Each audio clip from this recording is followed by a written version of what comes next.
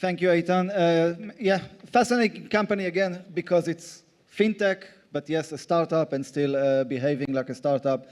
Fascinating company. Thank you for that. So the last speaker for today, Moshe Aharon, an old friend of mine, leading this AI security in Sapiens. Pleasure to have you here. Good luck. Thank you. Hello, ladies, gents. Thank you for taking your time to come over today. And thank you for the CSA to inviting me to speak. So this is going to be, I guess, a little bit of a different presentation. I'm a practical guy, so I talk about practical stuff. And what I'm going to show you today is what I learned in my 3-year AI security journey. So who am I in very, very short? 15 years in InfoSec in general. Doing AI security for 3 years now. I'm heavily focused on that specific area. And I am currently the AI security lead in a global insurtech company, 6,000 employees. So I'm here to share my 10 cents about the main areas that I think we should focus. And hopefully you will get out of here today remembering a few things and gaining a few things to your list, I guess. So let's start. So what we're going to cover today, we're going to talk about chatbots or AI services in general. We're going to talk about development. We're going to talk about products. We're going to talk about people. I believe these are the 4 pillars that we should focus on, because these are the main junctions where basically all our efforts are combined into. So let's talk about chatbots and non-confidential AI services in general. First of all, that's kind of obvious, right? People may accidentally share sensitive data into non-classified or non-confidential chatbots. That's very easy to do, but very hard to solve. So, because I don't know many organizations, many enterprises that actually block, let's say, the big 4, right? That's a very, very hard to do, almost impossible. So how do we mitigate it? We're talking about risk management today. We're talking about mitigation. So what we basically do, we can implement our existing DLP tools to protect our data, considering that we have DLP tools, which most enterprises do. And it's actually taking a little bit of risk of what the users can do. Because in the end of the day, it's clipboard monitoring and copy-paste and documents that are classified in such a way. About hallucinations, well, everybody talks about that. That's actually the hardest one for the AI companies to deal with, but it's the easiest one to solve from our point of view as humans. So what do we do about that? We basically use what we have between our ears. We use our brain. We mitigate the risk by actually thinking. Is that logical or not logical? So this is like a returning message that you will see across the presentation. We always have to use the brain. There is no excuse for not using it. About hidden prompt injection. What happens if an employee got an email? And in that email message, we had a very cleverly hidden prompt, which is supposed to trigger a chatbot who actually reads this email, right? That's both, I can say, hard to detect and actually hard to actually accomplish. But what we can do, it's basically input filtering solutions that knows exactly how to look, how a safe prompt look, or know how to exactly look into the message and see that the message is not containing any prompt injection. I don't think that the vendors are there yet, but they are catching up, that's for sure. And last but not least, browser extensions. In the last 15 years, nothing changed. It's the same, right? People see, like, they go to the Chrome web store, and they see, like, I don't know, ChatGPT extension, which from unknown vendor. what's actually happening in the background, that it's harvesting your information. It's not providing you anything. In the best case scenario, it's man in the middle and just drinking all your traffic. So what do we do with it? That's actually very easy to accomplish. We just block unapproved extensions. And that's like a standard process of endpoint management these days. So that's the first pillar. The second one, I'm going to talk about our developers, because today, most of our developers, if not all of them, are using AI to improve their coding, right?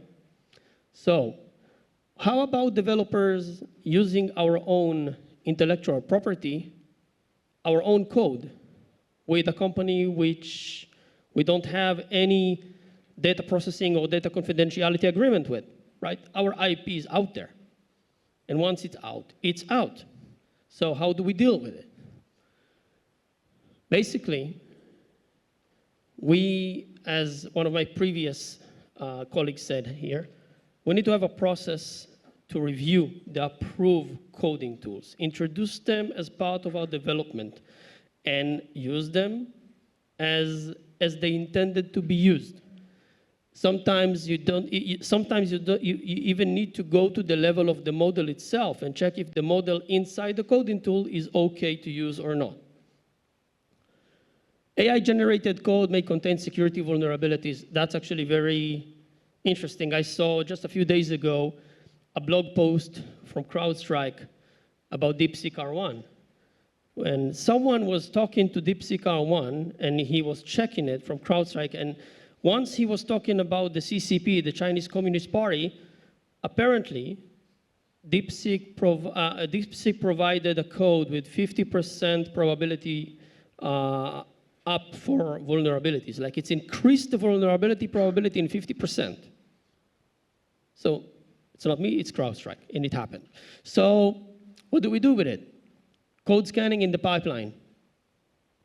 AI may know a lot, but he has zero clue about secure coding, unless it's a dedicated AI, unless it's a dedicated product which actually specializes in code security.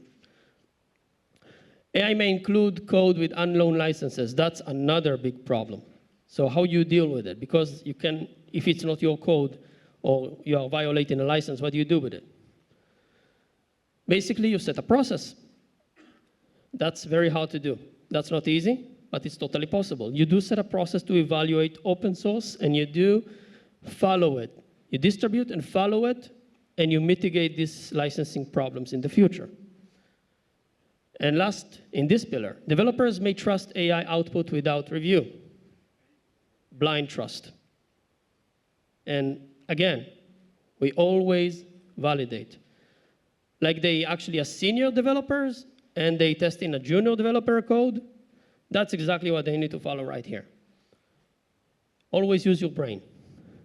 Third pillar, AI-enhanced products. So we build a product or enhance our product, and it has AI functionality in it. That's great.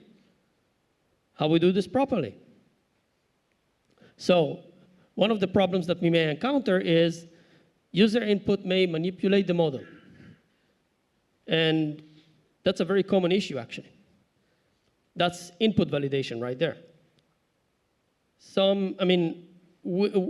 I know about cases which customers actually successfully hacked the model that was sold to them, that was part of the product. It's not like a good score for the company, right? Or a good PR. So how do you deal with it? Prompt protection tools. And these tools can actually sit in the middle, interpret the prompt, catch it while it's still in the middle, and dissect it or take the malicious part off or take the manipulation off. These things are just arising right now. I know about a few companies that are out there, and they are specializing in this stuff, but the big vendors, I believe they are catching up. I think we will see this a very common feature in DLP tools in a few months or a year or two. I believe so. Model responses may change over time. Model drift. You have to maintain the model consistency with the answers, right? If the customers call you in a few months, and they will tell you, the model is totally off. I mean, the answers are not on point. I don't know, hallucinating, giving us the wrong answers. I mean, what do we do? So how do you actually mitigate that? You monitor the output and audit the models regularly. And when I say that, I mean even sanity checks. Like you should have a predefined list or script or manual checks that you have to do in order to make sure that the model is still sane. Training data may include unsafe or biased examples. So how do you do that? Access control, guys, access control. You make sure that the data set is protected. You make sure that the access control is on point. And you make sure that even the model itself cannot write if it doesn't need write permissions to the data set. Last pillar, I'm stepping on the gas here, sorry. Education. Get your security policy together. Create an AI security policy for the entire organization, deploy and execute it. The employees need to know. People may trust AI answers without critical thinking. That's need to be part of your training. They need to understand this is not a magical button that you press and get answers. They need to validate that the answer making sense, right? Teams may use unauthorized AI tools to create shadow AI. That's another big problem, right? Major problem that everyone is facing these days. So you do tell them what they are allowed to use. You do create a whitelist, and you do publish it to everyone, so everyone will know which tools are used for company use and which tools are used for your personal use. Last but not least, lack of awareness may lead to accidental data exposure. So when I say that, I mean you need to keep the awareness on top all the time.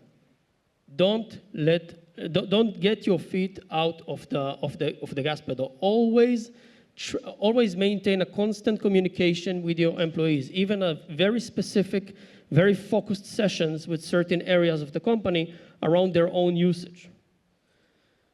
So, to wrap it up, we got a gift. I mean, we need to use it wisely. Well, we talked about chatbots, development, products, and people. Remember these pillars. And not every step here is a big step. Some of them can be done very easily and very quickly, like communication, like training. It's very easy to do. Small steps that can make a big difference. And remember that we are not slowing down anyone. As one of my colleagues said, we are here to support the business in the end of the day. So let's map the needs, build the guardrails around the need, and push forward. That's it, guys. Thank you very much. Thank you. Great. Excellent lecture, judging by the amount of people that photograph your slides. I'm guessing that you provide value. So yeah, thank you very much. Guys, this is it, the last lecture for today. Thank you for being with us. You have the entire week, cybersecurity, AI security. Enjoy it. Next Cyber Week, June, we're going to be here. Hopefully you too.